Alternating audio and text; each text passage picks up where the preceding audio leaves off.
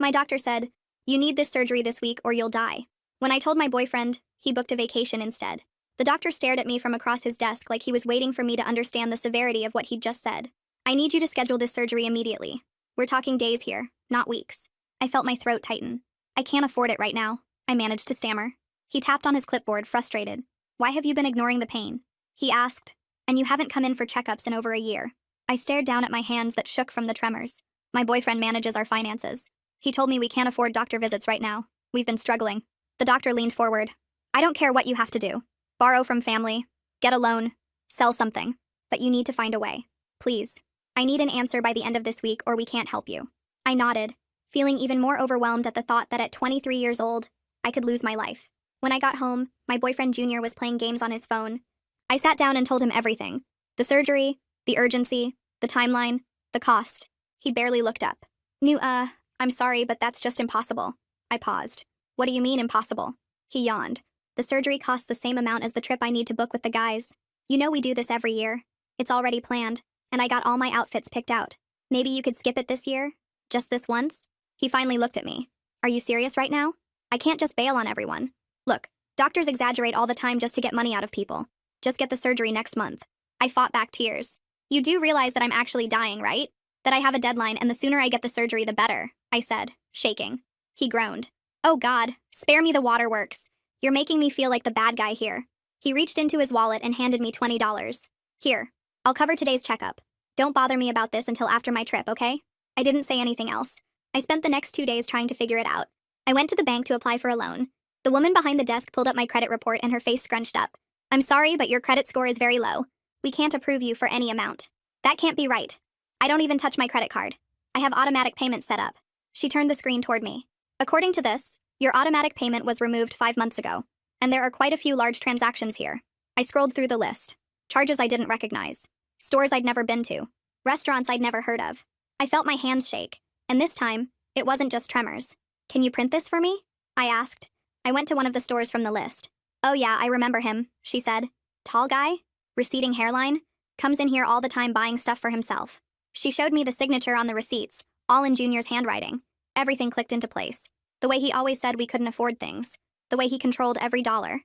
The way he made me feel guilty for wanting to spend money on necessities. We were never poor. He'd been stealing from me the entire time. I drove home to the living room where Junior was packing for his trip. I threw the receipts on the table in front of him. "Know what this is?" His eyes grew wide when he saw it. "No," he said quietly, hoping I'd buy it. I didn't. "These are all the evidence of you using my credit card to fund your entire lifestyle that you've kept hidden from me all this time." He sighed like I was being dramatic. "Okay, fine. Yeah, I used some of your money. It's not that big of a deal," he argued. "Not that big of a deal?" I could barely breathe. "I'm dying, Junior. I need that money for surgery. Can you get off my back over this? I'll give it back eventually," he shouted. "Eventually?" Tears started streaming down my face. "I need it now. Please. Just give me enough to pay for the hospital." He zipped up his suitcase and stood up. "I already told you it's impossible. The money's spent. Look, I'll figure something out when I get back from the trip." He grabbed his suitcase and headed for the door. I pulled out my phone and dialed 911. "I need to report credit card fraud." Junior froze at the door. "What are you doing?" "I'm pressing charges." He rushed to the airport, but the police were already there waiting. They arrested him right there at the security checkpoint. The investigation moved fast. Turns out I wasn't the only victim. Junior had been stealing from dozens of people. Coworkers, friends. He'd even taken his own parents' credit cards and racked up thousands in debt under their names. But what shocked everyone was the secret bank account they found. He'd been funneling all the stolen money into it. The authorities froze the account and started returning funds to victims. I got enough back to finally afford the surgery, which was great, but something still seriously bothered me. During the investigation, they found something else. Something darker about where the rest of his money was actually going. Something the detectives wouldn't tell me about. Until yesterday. The phone rang at 7 in the morning and jolted me awake from the first real sleep I'd gotten in days. I grabbed it without checking the caller ID and heard Detective Haynes on the other end asking if I could come down to the station today. His voice sounded different from it had during our previous conversations, more careful and slow, like he was choosing each word on purpose. He told me he needed to explain what they'd found in Junior's secret accounts, and that it was important I hear this in person rather than over the phone. I felt my stomach tighten because the way he said it made me think whatever he'd discovered was really bad, worse than anything I'd imagined so far.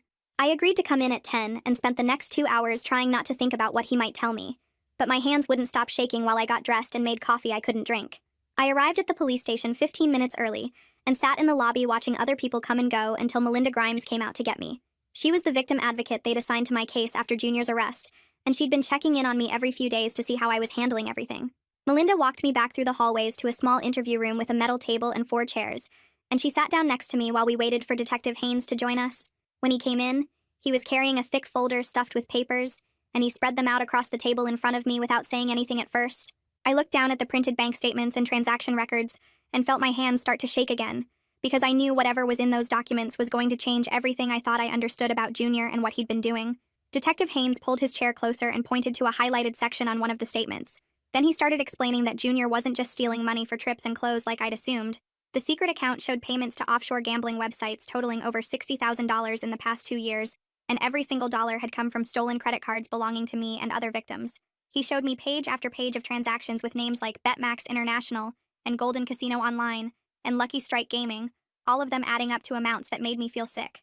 Junior had been feeding a gambling addiction I didn't even know existed, and he'd been funding it entirely by destroying other people's financial lives, including mine. Detective Haynes flipped to another section of documents and told me there was more, his voice getting even more serious than before.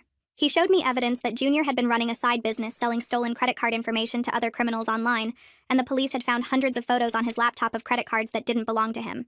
The detective explained that Junior had been photographing cards from friends when they left their wallets out, from co-workers who kept cards in their desk drawers, even from customers at his job who handed him their cards for legitimate purchases. He'd been taking pictures of the front and back of every card he could access, then selling the numbers on dark web marketplaces for anywhere from $20 to $50 per card, depending on the credit limit. The police had tracked some of these sales and found that Junior had made over $15,000 in the past year, just from selling other people's credit card information to strangers who would use it for fraud. I stared at the evidence in front of me and couldn't process how someone I'd lived with and trusted could be capable of something so calculated and cruel.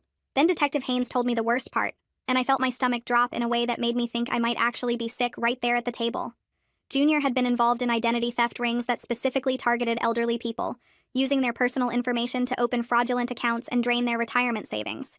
The detective showed me case files for 3 victims who'd lost their life savings completely because Junior had gotten access to their social security numbers, dates of birth, and other personal details through various scams.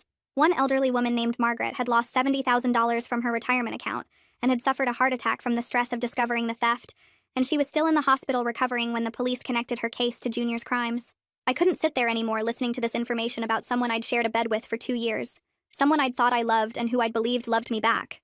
I pushed my chair back and ran to the bathroom down the hall where I threw up everything in my stomach while gripping the sides of the toilet. Melinda must have followed me because I heard her voice outside the stall asking if I was okay and telling me to take my time. When I finally came out, she handed me a bottle of water and a small pack of tissues from her bag, and she didn't say anything about what we'd just learned. She just waited while I rinsed my mouth and tried to pull myself together enough to go back to that room. We walked back to the interview room where Detective Haynes was organizing the documents into different piles, and he looked up at me with something like sympathy in his eyes, before continuing with the information he needed to share. He told me they'd found evidence that Junior had been planning to take out credit cards in my name next, since he'd already maxed out my existing card and needed new sources of money to feed his gambling addiction. The detective showed me copies of credit card applications that Junior had started filling out using my social security number, my date of birth, and other personal information he'd had easy access to because we lived together. He'd even made a copy of my birth certificate without me knowing, and had it ready to submit with the applications. And if the police hadn't arrested him when they did, I would have woken up one day to find thousands of dollars in debt under my name that I never authorized. Detective Haynes explained that this was actually common with financial abusers, because once they exhausted one victim's resources, they moved on to the next available target, and I had been the most convenient target because I trusted him completely. After showing me all of this evidence, the police needed me to review transaction records to help them identify which charges on my credit card were actually mine versus which ones were Junior's fraud. I sat at that table for the next 3 hours going through statement after statement, pointing out the few purchases I recognized while Detective Haynes marked everything else as fraudulent. By the time we finished, I was shocked to realize that I'd only made about 15% of the charges on my own card over the past year, which meant Junior had been responsible for 85% of the spending, while telling me we were too poor to afford basic necessities or medical care. Every restaurant meal I'd thought we couldn't afford, every piece of clothing I'd felt guilty for wanting, every doctor's appointment I'd skipped.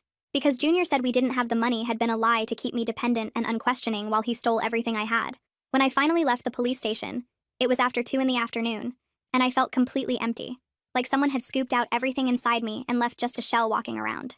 I drove home in a daze and sat in my car outside my apartment for 20 minutes before I could make myself go inside.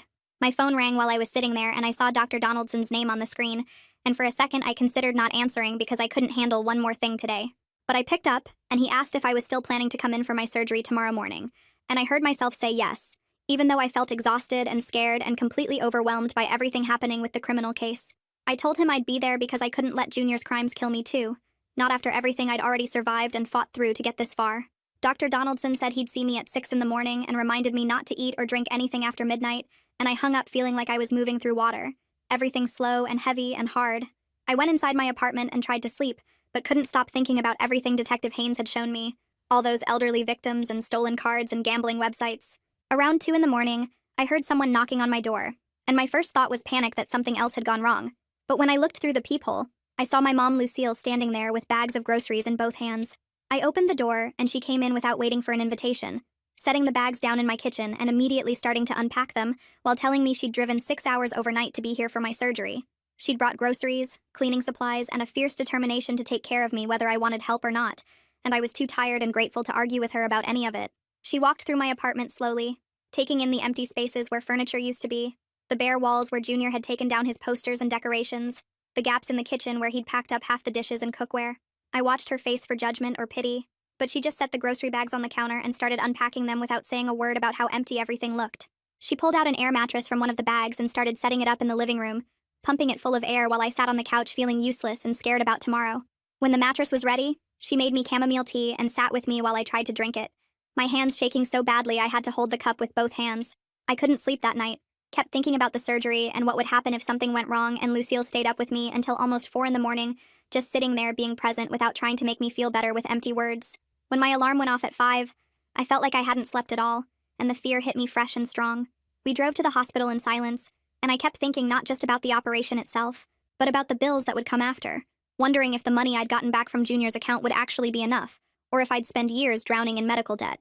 The nurse who checked me in must have seen something in my face because she sat down next to me in the waiting area and explained that the hospital had financial assistance programs for people in my situation. She told me they'd already started my application based on information from Dr. Donaldson's office, and that someone would talk to me about it after the surgery to go over my options. It didn't make the fear go away completely, but it helped knowing there might be a way to handle the costs without destroying what little financial stability I had left. They took me back to prep for surgery, and Lucille held my hand until they wheeled me into the operating room, her face tight with worry she was trying hard not to show. The last thing I remember before the drugs kicked in was Dr. Donaldson's voice telling me everything would be okay, and then nothing. When I woke up, everything felt fuzzy and distant, like I was underwater trying to surface. I could hear beeping machines and smell that sharp hospital smell, and when I managed to open my eyes, I saw Lucille sitting next to my bed holding my hand with tears running down her face. Dr. Donaldson was there too, checking my charts and monitors, and he told me the operation had gone well, but that I'd need follow-up treatments and monitoring for at least 6 months to make sure everything healed right. The relief felt almost as overwhelming as the fear had been, and I started crying too, partly from the drugs and partly from knowing I'd actually survived this. The next day, a woman from the hospital billing office came to my room with a folder full of papers. She explained that they'd approved me for a 70% reduction in costs based on financial hardship, which meant that between the assistance and the money recovered from Junior's account, I could actually afford the surgery and the follow-up care without going into massive debt. I signed the papers with hands that still shook from the tremors, feeling grateful and angry at the same time that Junior's theft had put me in a position where I needed this kind of help in the first place. Melinda came by later that afternoon, bringing flowers and sitting in the chair Lucille had been using. She told me that Junior was being held without bail because the court considered him a flight risk, especially after they found evidence he'd been researching how to leave the country. The prosecutor was building cases for fraud, identity theft, and elder abuse charges that could mean serious prison time, possibly 10 years or more depending on how many victims came forward. Hearing that Junior might actually face real consequences made something tight in my chest loosen a little, like I could finally breathe properly for the first time since finding those receipts. While I was still in the hospital recovering, Detective Haynes called my room. He explained that they'd identified 12 other victims of Junior's credit card fraud, people whose cards he'd stolen or copied over the past 3 years. The detective asked if I'd be willing to be contacted by other victims who might want to talk to someone who understood what they were going through, who knew what it felt like to be betrayed by someone they trusted. I said yes without really thinking about it, feeling like maybe talking to other people Junior had hurt would help me process everything that had happened. The next day, I got a call from a woman named Abigail Savage. Her voice was quiet and careful, like she was testing whether it was safe to talk to me. She told me she'd worked with Junior 2 years ago and he'd stolen her credit card information and racked up $8,000 in charges before she caught him. When she confronted him, he'd cried and begged her not to press charges, promised he'd pay her back, made her feel guilty for even thinking about calling the police. She never got her money back, and she'd been dealing with credit problems ever since, unable to get loans or even rent a decent apartment because her score was destroyed. Listening to her story made me realize how many people Junior had manipulated with the exact same tactics he'd used on me. The fake tears and promises and guilt trips that made you feel like you were the bad person for wanting justice. I felt angry that I'd almost become another person he convinced to stay quiet. Another victim who let him get away with it because he knew how to make you doubt yourself. We talked for almost an hour, sharing details about how Junior operated, recognizing the same patterns in both our experiences. I spent 5 days total in the hospital recovering, and Lucille basically moved into my apartment to take care of me when they finally discharged me. She was sleeping on that air mattress every night, cooking all my meals, because I was too weak and sore to stand at the stove for long, managing my medications and making sure I took everything at the right times like it was her full-time job. I tried to tell her she didn't need to do all this, that I could handle things myself, but she just gave me this look that said she wasn't going anywhere, and I should stop arguing about it. Detective Haynes called again a few days after I got home with an update that made my blood boil. Junior's parents had hired an expensive defense lawyer, the kind who normally defended white-collar criminals and rich people caught doing illegal things. The lawyer was already trying to get the charges reduced, arguing that Junior had a gambling problem and needed treatment instead of prison, like being addicted to something excused destroying people's lives for money. It made me so mad I had to put the phone down for a minute and breathe, because Junior had known exactly what he was doing every single time he stole from someone, every time he manipulated someone into not pressing charges, every time he targeted another victim. Melinda called me 2 days later and asked if I wanted help writing my victim impact statement for the prosecutor's office. I met her at a small conference room in the courthouse building where she had notebooks and tissues already laid out on the table. She explained that the statement needed to describe how Junior's crimes affected my life in concrete terms, focusing on financial damage, medical consequences, and emotional harm. I started writing but only got 3 sentences down before I had to stop because my hands were shaking too much to hold the pen. Melinda suggested we work on it together, with her typing while I talked through what happened. I described the medical crisis, the discovery of the fraud, the terror of nearly dying because someone I trusted stole my surgery money. Every few minutes, I'd break down crying and have to pause while Melinda waited patiently, pushing the tissue box closer without saying anything. We worked for 2 hours that first day, and only got through half a page because I kept having to stop and compose myself. The next day I came back and we continued, but it wasn't any easier. Reading back what we'd written made everything feel raw and real again, like I was experiencing the betrayal for the first time. On the 3rd day, we finally finished a complete draft. 3 pages describing how Junior's theft nearly killed me and left me with medical debt, ruined credit, and constant fear. Melinda printed it out and had me read it one more time to make sure it captured everything I wanted the court to know. I signed it at the bottom with a shaking hand, feeling like I'd just relived the worst experience of my life in written form. 2 weeks after my surgery, I was healing physically, but my mind felt like it was falling apart. Every time someone knocked on my apartment door, I jumped and my heart started racing, convinced it was Junior somehow coming back even though I knew he was in jail. I checked my bank account 5 or 6 times every day on my phone, scrolling through every transaction to make sure no unauthorized charges appeared. At night, I'd wake up in a panic thinking about money, about medical bills, about what would happen if someone else stole from me. Lucille noticed I was checking my phone constantly and asked what I was doing. I showed her my banking app and explained I needed to make sure everything was okay. She watched me refresh the screen 3 times in 2 minutes, and her face got this worried look. That evening, she sat down next to me on the couch and pulled out her phone, showing me information about therapists who worked with crime victims. She'd already researched which ones accepted the Victim Assistance Program coverage so I wouldn't have to pay. I told her I didn't need therapy, that I was fine and just being careful with my money now.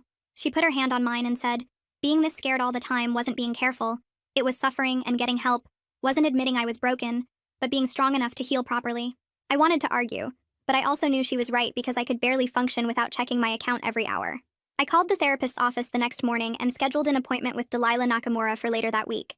The waiting room was small and quiet, with comfortable chairs and magazines I was too nervous to read. Delilah came out to get me herself, a woman in her 40s with kind eyes and a calm voice that immediately made me feel less anxious. Her office had soft lighting and a couch that wasn't like the stereotypical therapy couch I'd imagined. She asked me to tell her what brought me in, and I explained everything about Junior, the theft, the medical crisis, the arrest. She listened without interrupting, taking occasional notes but mostly just paying attention to everything I said. When I finished, she explained that what Junior did wasn't just regular theft or fraud, but a specific form of abuse called financial abuse, where someone uses money and financial control to manipulate and trap their partner. She said the pattern of telling me we were poor while secretly spending thousands, making me feel guilty for wanting basic necessities and controlling every dollar I earned, was all calculated to keep me dependent and powerless. Hearing her name it as abuse made something click in my brain, because I'd been thinking of it as betrayal or theft, but not recognizing it as deliberate, intimate partner violence. In our second session, Delilah helped me understand how Junior's tactics worked. She explained that abusers who use financial control deliberately keep their victims confused about money, so they won't question what's happening.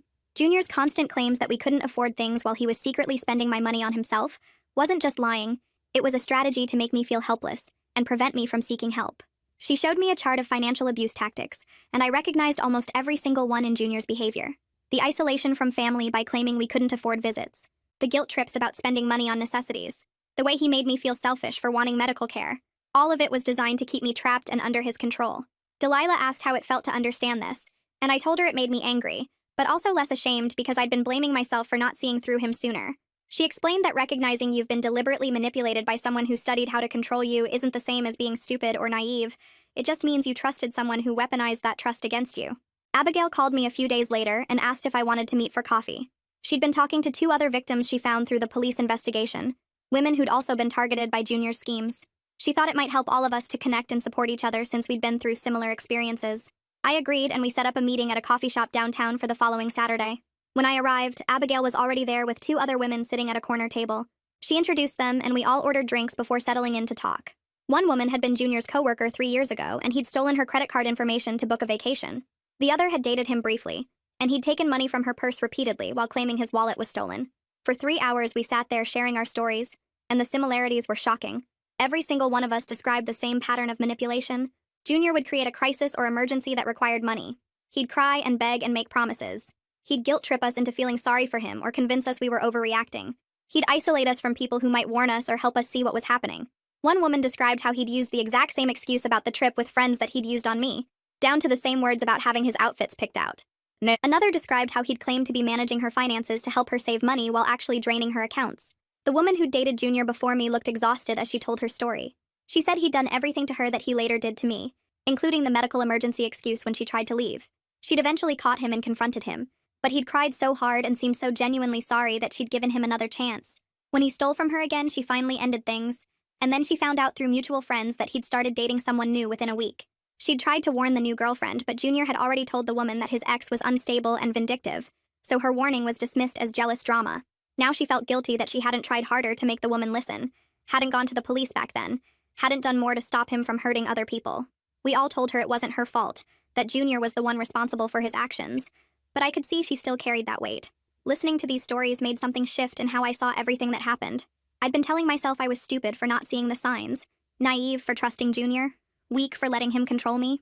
But hearing how he'd done the exact same things to multiple women, how he'd perfected his manipulation tactics over years, how he'd carefully selected victims and studied how to exploit them, I realized I wasn't stupid at all.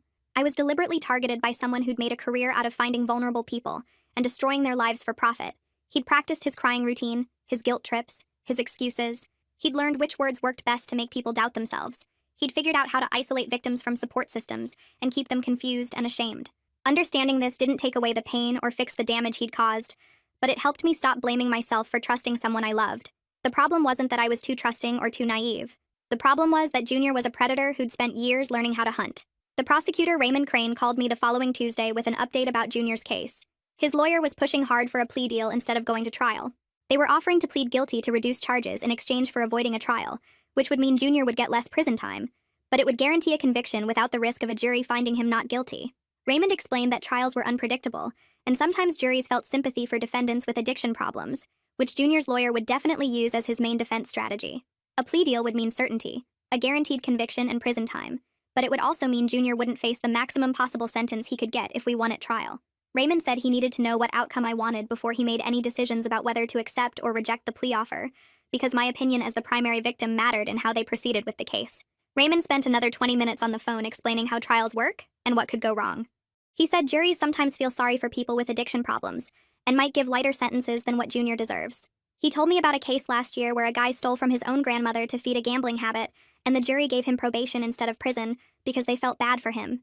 Raymond said he believed in our case and thought we could win at trial, but there was always a chance the jury might see Junior crying about his addiction and decide he needs help instead of punishment. He needed to know what I wanted because if we rejected the plea deal and lost at trial, Junior might walk away with barely any consequences. I told him I needed time to think about it and hung up feeling sick. The idea of Junior getting away with everything made me want to scream, but the thought of sitting in a courtroom while his lawyer tried to make me look like a liar or a bad girlfriend made me want to throw up. Melinda came over that afternoon and we sat at my kitchen table going through everything Raymond had said. She brought a legal pad and wrote down the pros and cons of accepting the plea deal versus going to trial. The plea deal meant Junior would definitely go to prison for at least 6 years and have to pay money back, but it also meant he wouldn't face the maximum sentence he could get if we won at trial.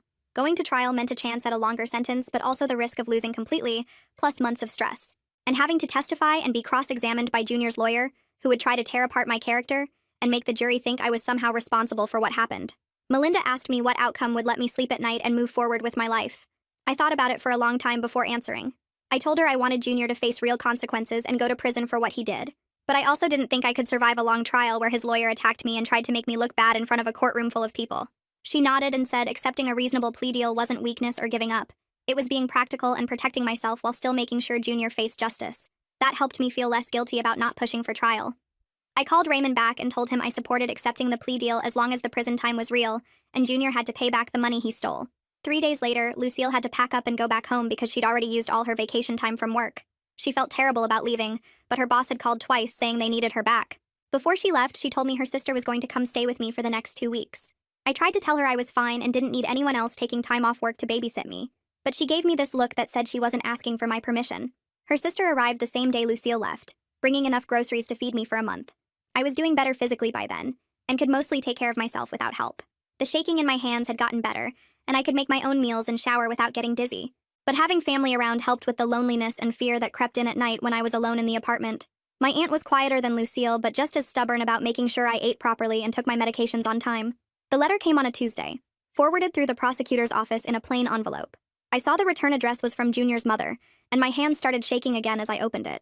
She wrote 3 pages about how sorry she was for what her son did, and how she had no idea he was capable of such things. She talked about how she and Junior's father were devastated and ashamed, and how they were getting counseling to process everything. Then in the last paragraph, she asked if I would consider writing a letter supporting leniency for Junior when he got sentenced. She said he was still her son, and she believed he could change with the right help and treatment for his gambling addiction. She said she understood if I said no, but she had to ask because she was his mother, and couldn't give up on him. I read the letter 3 times and felt angrier each time. The fact that she thought I should help reduce Junior's punishment after he almost killed me by stealing my surgery money made me want to scream. I brought the letter to therapy that Thursday, and showed it to Delilah. She read it carefully while I sat there feeling my blood pressure rising, just watching her read Junior's mother's words. When she finished, she asked me what my first reaction was when I read the request for leniency. I told her I wanted to write back and tell her exactly what I thought about her asking me to help the person who almost killed me. But I didn't know if that was the right thing to do, or if I should just ignore the letter completely. Delilah said both options were valid, but she thought writing a response might help me process my anger and set clear boundaries. We spent the rest of the session working on a response letter that explained I wouldn't be participating in any efforts to reduce Junior's consequences.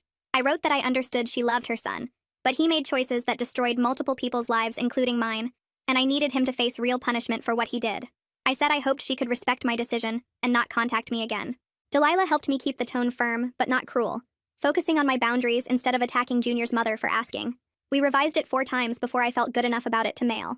My follow-up appointment with Donaldson was the next week, and I was nervous walking into his office. He did a physical exam and asked me a bunch of questions about my pain levels and energy. Then he smiled and said I was healing better than he expected based on how sick I'd been before surgery.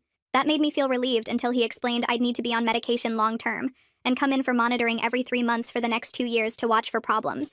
He said my condition was manageable now, but required ongoing attention, and I couldn't skip appointments or stop taking my pills, even if I felt fine. I asked him if I'd ever be completely healthy again, and he said I'd need to redefine what healthy meant for me, that I could live a normal life, but it would include regular medical care and being careful about my health in ways other people my age didn't have to think about. The hospital billing office called 2 days after that appointment, asking me to come in and discuss a payment plan. I'd been avoiding thinking about the remaining balance because every time I looked at the number I felt overwhelmed. Even with the financial assistance program and the money recovered from Junior's account, I still owed about $4,000.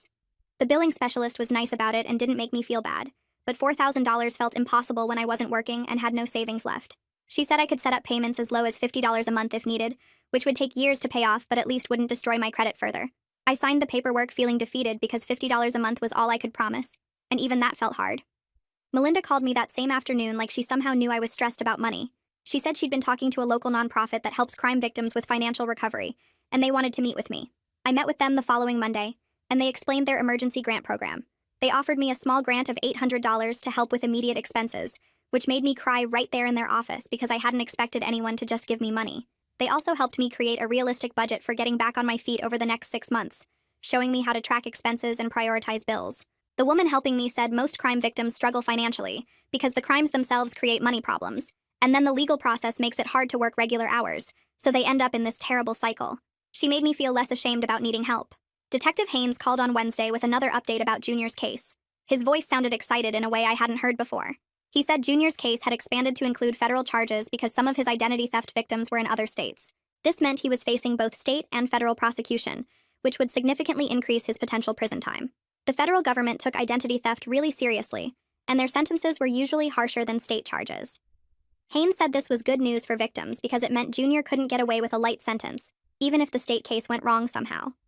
He also mentioned they were still finding new victims as they dug deeper into Junior's activities, and the total amount stolen was now over $100,000 across all victims.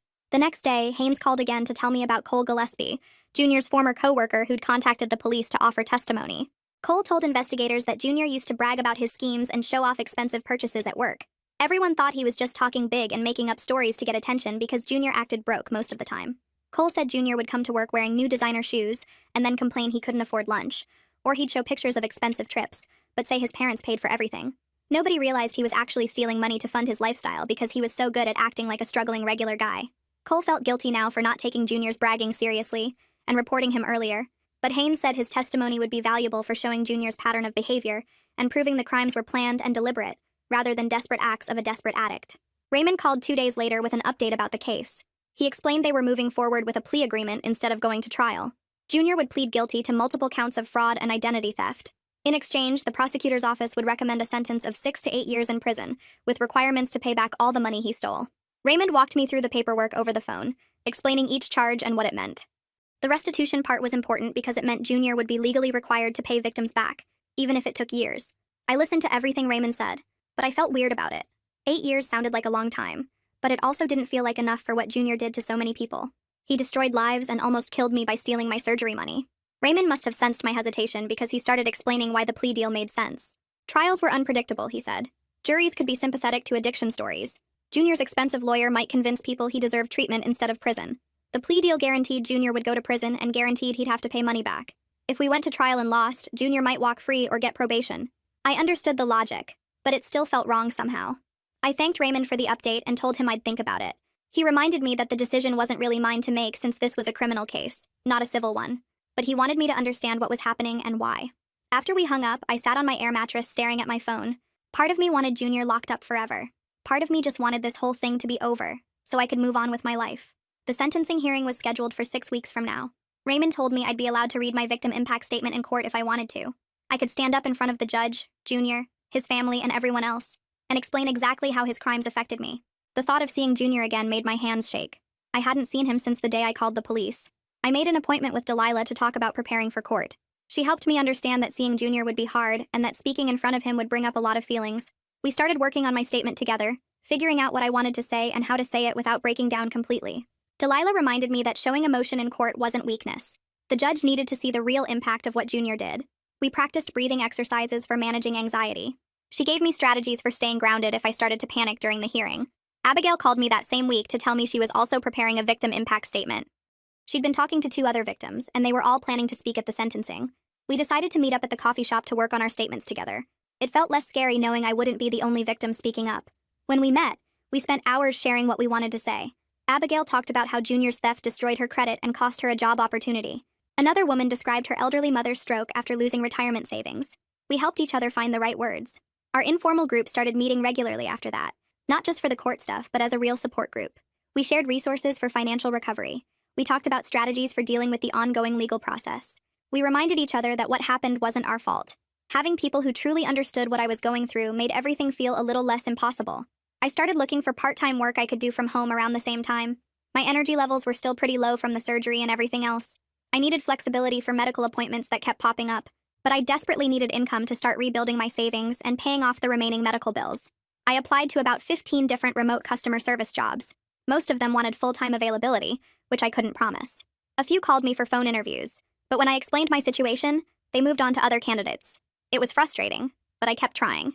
Then Detective Haynes called me one more time with information they'd uncovered during the investigation. His voice sounded careful again, like he was about to tell me something that would upset me. Junior had been planning to propose to me next month. They found a ring hidden in his apartment along with notes about proposal ideas. The investigators believed Junior wanted to get married, so he'd have legal access to any future inheritance or assets I might receive from family. My grandmother had passed away 6 months ago and left me a small inheritance that was still being processed through probate. Junior knew about it. He'd been asking questions about when the money would come through and how much it would be. The detective explained that as my husband, Junior would have had legal claims to that money. He'd been planning the proposal timing specifically to get access to my inheritance. I felt sick hearing this. It meant our entire relationship had been calculated and strategic on his end. Every moment we'd shared, every time he said he loved me, every plan we'd made together had all been part of his scheme to steal from me. I ended the call with Detective Haynes and immediately texted Delilah asking for an emergency session. She fit me in that evening. I cried through most of the appointment, trying to process what the proposal plan meant. Delilah helped me understand that Junior's manipulation didn't mean my feelings weren't real. My love had been genuine even if his wasn't. She reminded me that being targeted by a skilled manipulator didn't make me stupid or naive. Junior had spent years perfecting his tactics. But then Detective Haynes called again 2 days later with even worse news. The police investigation had uncovered that Junior was involved in romance scams targeting widows online. He'd created fake profiles on dating sites using stolen photos and fake names. He'd been talking to at least 5 elderly women, building relationships with them over months. He convinced these women to send him money for fake emergencies. One woman sent $15,000 thinking she was helping her online boyfriend pay for his mother's cancer treatment. Another sent $8,000 for fake car repairs. The total amount stolen through these romance scams was over $30,000. Learning about the romance scams hit me harder than anything else they'd found. It showed Junior deliberately targeted vulnerable people's loneliness and grief. These were widows trying to find companionship after losing their husbands. He manipulated their emotions and stole their money without any guilt. The cruelty of it made me understand that the person I thought I loved never actually existed. Junior wasn't someone who made bad choices because of addiction. He was someone who enjoyed hurting vulnerable people for profit. He got satisfaction from fooling people and taking their money. The man I'd lived with for 2 years was a complete stranger to me. Raymond called the next week with another update. The federal charges and new evidence about the romance scams had changed everything with the plea negotiations. Junior's lawyer was still asking for the original deal of 6 to 8 years. But prosecutors were now pushing for 10 to 12 years instead, because of the romance scam victims and the pattern of targeting vulnerable people. The federal government took elder abuse really seriously, Raymond explained. Combined with the state charges, Junior was looking at significant prison time no matter what deal they reached. Raymond asked me how I felt about the longer sentence. I told him I supported it completely because Junior's pattern of behavior showed he was dangerous and calculating, not just someone with an addiction problem. Raymond told me he agreed completely, and that the prosecutors had already decided they wouldn't accept anything less than 10 years minimum. He said the federal government was taking this case seriously, because of the elderly victims and the pattern of targeting vulnerable people. I felt relieved knowing that someone in the legal system understood how dangerous Junior really was. 2 weeks later, Melinda called to tell me that Junior's lawyer was trying a new strategy. Junior had written letters of apology to all his victims, and they were being sent out through the prosecutor's office. She asked if I wanted her to bring mine to our next meeting, or if she should mail it. I told her to bring it because I didn't want that letter sitting in my mailbox where I'd have to think about it every day. When I met with Melinda at her office, she handed me a sealed envelope with my name written on it in Junior's handwriting. My hands started shaking just looking at it. I opened it and started reading. The letter was 2 pages long and full of excuses about his gambling addiction, and how he never meant to hurt anyone. He wrote that he was getting help in jail and attending counseling sessions. He said he understood now that he had a problem, and that he was sorry for the pain he caused. But nowhere in the letter did he actually take responsibility for choosing to steal from me when I was dying. Nowhere did he acknowledge that he could have stopped at any time but didn't. The letter made me so angry I had to put it down halfway through. Melinda asked if I was okay, and I told her the apology felt fake and manipulative. She suggested I might want to write a response for the court file explaining my feelings about the letter. I scheduled an emergency session with Delilah that same day. I brought the letter with me and read parts of it out loud to her. Delilah helped me understand why it made me so angry. She explained that real apologies take full responsibility without excuses or justifications. Junior's letter was still trying to control the narrative and make himself look like a victim of his addiction, instead of someone who made deliberate choices to hurt people. Over the next week, Delilah helped me write a response for the court file. We worked on it together during 2 sessions, making sure my words clearly explained why Junior's apology felt manipulative and self-serving. I wrote about how he still blamed his addiction instead of his choices, how he never acknowledged the specific harm he caused me, and how the letter felt like another attempt to manipulate people's emotions. As the sentencing date got closer, I started feeling more and more nervous about seeing Junior in person again. I hadn't seen him since the day of his arrest, and the thought of being in the same room made my stomach hurt. Melinda noticed I was getting anxious during our meetings, and she offered to take me to visit the courtroom beforehand. She said it might help me feel more prepared if I could see the space and know where I'd be sitting. We went to the courthouse on a quiet afternoon when no trials were happening. Melinda walked me through the whole building, showing me where to enter, where the bathrooms were, and which courtroom we'd be in. She let me sit in the witness area where I'd read my statement and look around at the judge's bench and the tables where Junior and his lawyer would sit. Just seeing the space ahead of time made me feel a little less scared. Lucille called me that night to tell me she'd gotten time off work and was coming back for the sentencing hearing. She said she'd already booked a hotel room and would arrive 2 days before, so we could spend time together. I also heard from Abigail that she and 2 other victims were planning to be there. Knowing I'd have people supporting me in the courtroom helped calm some of my anxiety. The night before sentencing, Lucille and I sat in my apartment, and I practiced reading my victim impact statement out loud. I'd written and rewritten it so many times that I practically had it memorized, but I wanted to practice saying it out loud. I made it about halfway through before I started crying and had to stop. Lucille handed me tissues and told me it was okay to be emotional. She said the judge needed to see the real impact of Junior's crimes, and that meant showing my genuine feelings. We practiced 3 more times until I could get through the whole statement without completely breaking down. The morning of sentencing, I woke up early and took extra time getting dressed. I chose clothes that felt professional but comfortable. Nothing too fancy or too casual. I wanted to look put together and strong. Melinda met me outside the courthouse at 8 in the morning, even though the hearing wasn't until 9. She walked me through security, staying close to me as we moved through the crowded hallways. Other victims and their families were already gathering outside the courtroom. I saw Abigail and we hugged without saying anything because there wasn't much to say. At 9 o'clock, they opened the courtroom doors and we all filed in. I sat in the front row with Lucille on one side and Melinda on the other. My hands were shaking, so badly I had to sit on them. A few minutes later, a side door opened and guards brought Junior into the courtroom. He was wearing orange jail clothes and his hands were cuffed in front of him. He looked thinner than I remembered, and his face was pale like he hadn't been outside in months. When he glanced around the courtroom, his eyes passed over me without any recognition, like I was a stranger instead of someone he lived with for 2 years. That blank expression somehow hurt more than anger would have. The prosecutor stood up and started presenting the case summary. He laid out all the evidence of Junior's crimes in careful detail, explaining the credit card fraud, the identity theft, the romance scams targeting elderly women. He showed the judge documents and bank statements while describing how Junior had victimized at least 23 people that investigators knew about. Hearing it all presented in court made the scope of his betrayal even more clear. I'd known about most of it from Detective Haynes, but hearing the numbers and seeing the evidence laid out made it feel more real and more horrible. When the prosecutor finished, the judge asked if any victims wanted to read impact statements. I stood up and walked to the front of the courtroom with my statement in my shaking hands. I looked down at the paper and started reading. My voice shook at first but got stronger as I went. I explained how Junior's theft almost cost me my life when I needed emergency surgery. I described how his manipulation damaged my ability to trust other people and myself. I talked about the medical bills and financial trauma that would take years to overcome. I told the judge about the tremors in my hands that got worse from stress, about the anxiety that made me check my bank account multiple times every day, about the therapy I needed to process what he'd done. When I finished reading, I looked up at Junior one time, but he was staring at the table in front of him and wouldn't meet my eyes. Abigail stood up next and walked to the front with her paper shaking in her hands. She started reading about how Junior destroyed her credit score so badly that she lost a job opportunity when the background check came back showing all the financial problems he caused. Her voice got stronger as she explained how she's still paying off debt 3 years later, and how the damage to her credit means she can't rent a decent apartment or get approved for a car loan. When she finished, another woman stood up and talked about her elderly mother, who had a stroke from the stress after losing her entire retirement savings to Junior's schemes. The woman's voice broke when she described finding her mother collapsed on the kitchen floor the day after discovering the money was gone. She said her mother survived but now has trouble speaking and needs constant care that the family can barely afford. I watched Junior during these statements and he kept his eyes down on the table, never once looking at any of us. His face stayed blank like none of this was affecting him at all. When the victims finished speaking, Junior's lawyer stood up and presented his statement to the judge. The lawyer talked about how Junior has been attending addiction counseling sessions in jail and how he's finally getting help for his gambling problem. He said Junior is deeply sorry for his actions and that addiction is a disease that drove him to make terrible choices. The lawyer asked the judge to consider treatment programs instead of maximum prison time because Junior needs help, not just punishment. Then the judge asked if Junior wanted to make a statement himself. Junior stood up slowly and faced the judge but kept his eyes aimed somewhere over her shoulder. He said he was sorry for hurting people and that his gambling addiction made him do things he never thought he was capable of doing. He said he wants to make things right and pay everyone back someday. His voice sounded flat and rehearsed like he'd practiced these words with his lawyer.